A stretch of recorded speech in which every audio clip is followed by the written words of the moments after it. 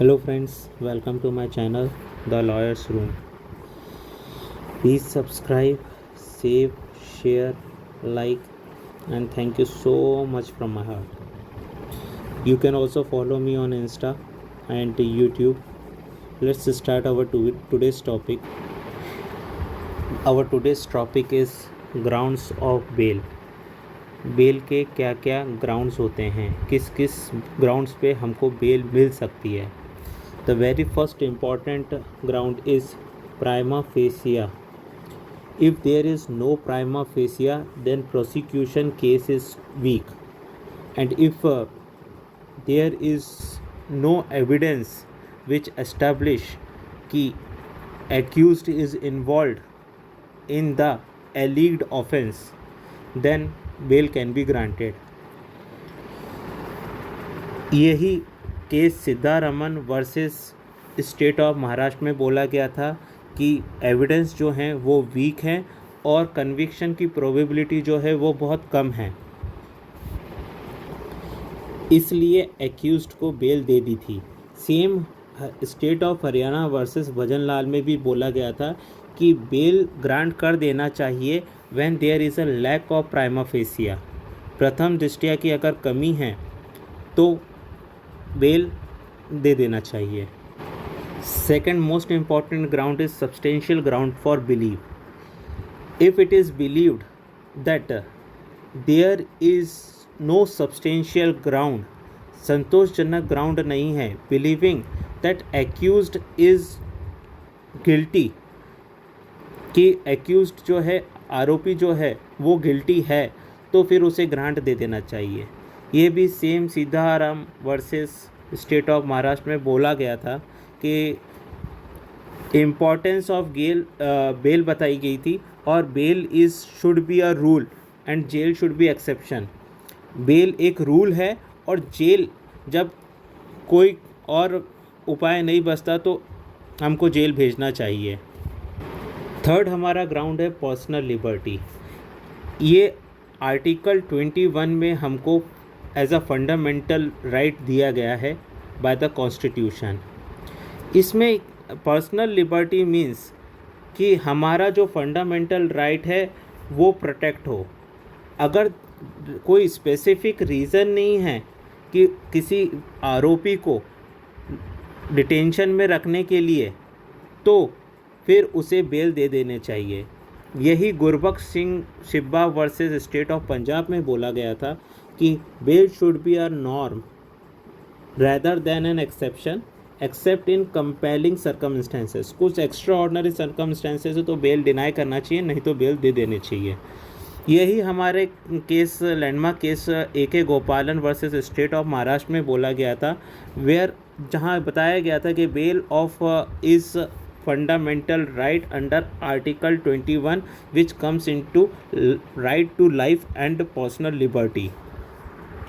Delayed investigation भी एक ground हो सकता है और डिले इन ट्रायल भी एक ग्राउंड हो सकता है. जब भी कोई अनड्यू डिले होता है, अनुचित डिले होता है, तो वो हमारे एक्यूज्ड के राइट टू स्पीडी ट्रायल को इन्फ्रिंज करता है. Infringe in the sense means उल्लंघन करता है. यही केस एग्जाम्पल इसमें देखा जाए तो हुसैनेरा खातून वर्सेस स्टेट ऑफ बिहार में यही बोला गया था कि अगर लंबे समय तक डिटेंशन में रखा जाता है तो वो वायलेट करता है right to life and personal liberty under article 21. If there is delay in trial, तो वो भी और उसका भी कोई अनुचित कारण है, तो उसमें भी सुप्रीम कोर्ट ने कहा है कि अगर ट्रायल प्रोसेस में लंबी देरी होती है तो वो एक रिलीवेंट फैक्टर बन जाता है टू ग्रांट बेल देने के लिए. नेक्स्ट ग्राउंड है हमारा pre trial detention.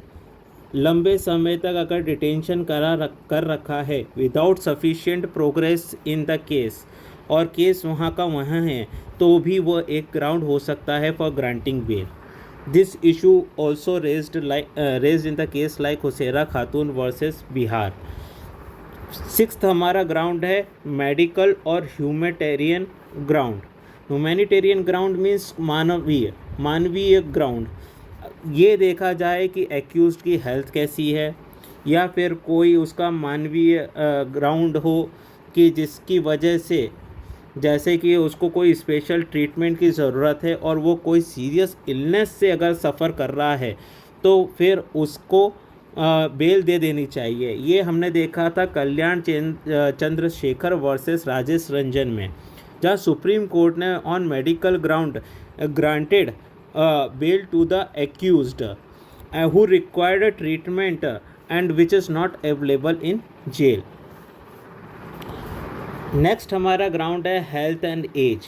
If a person is suffering from a very serious disease and he is too aged, in some circumstances the bail can be granted, which is also seen in the case like Motiram versus Madhya Pradesh and State of Punjab versus Ramdev Singh in 2004. हमारा next important ground है, क्या कोई possibility है कि जो evidence है उससे छेड़छाड़ की जाए या फिर कोई जो विटनेसेस हैं उनको प्रभावित की जाए। अगर ऐसा कोई भी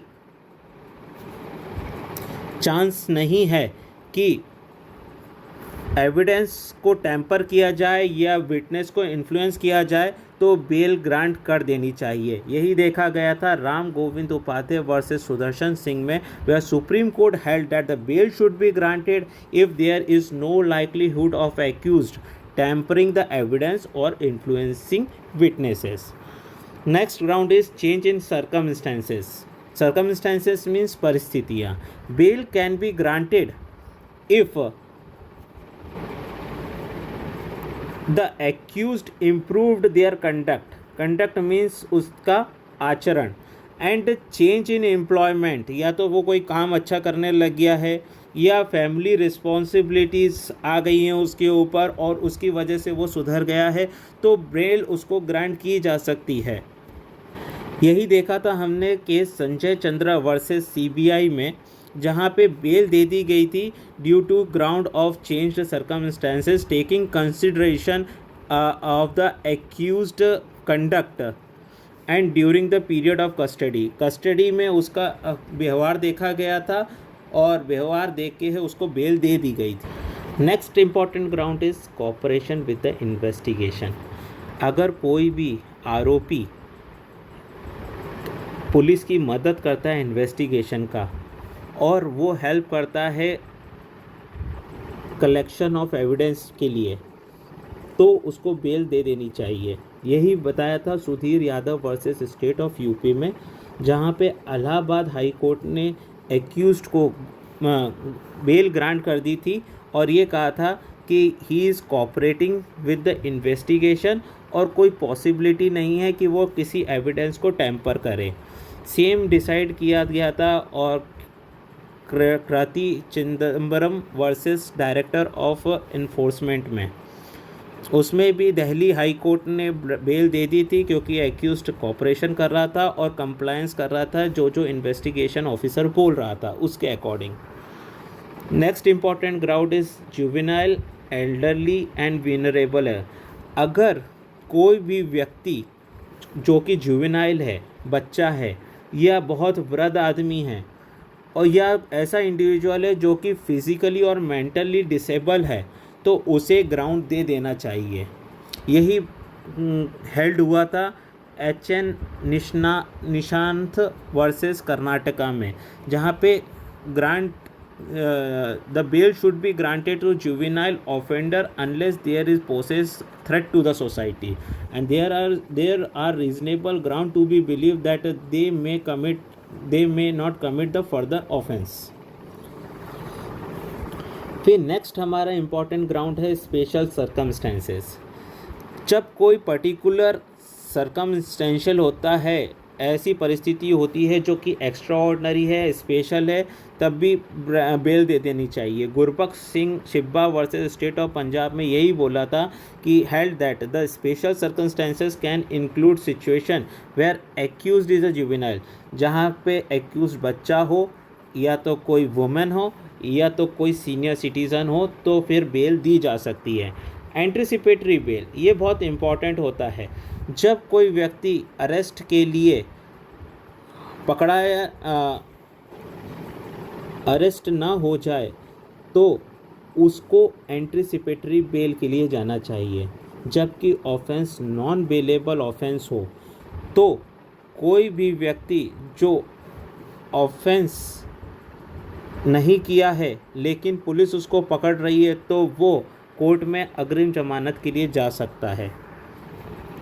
इसका इम्पॉर्टेंट केस एग्जांपल है Gurbaksh Singh versus state of, जहाँ पे एंटीसिपेटरी बेल के लिए अप्लाई किया गया था और उसको एंटीसिपेटरी बेल मिल गई थी with appropriate condition to prevent harassment and to ensure the cooperation in investigation. Sorry. Next हमारा इम्पॉर्टेंट ग्राउंड है फ्लाइट रिस्क, फरार हो जाना।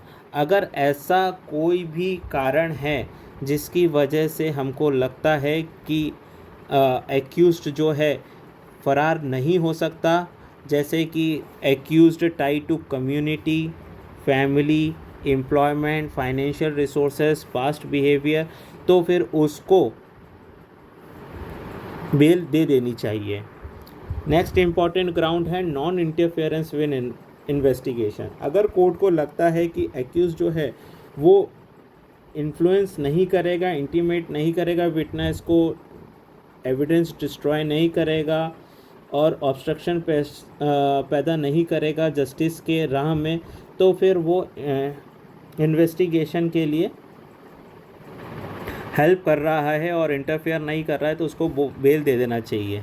ये बताया गया था state of Bihar versus Amitabh Thakur वाले केस में।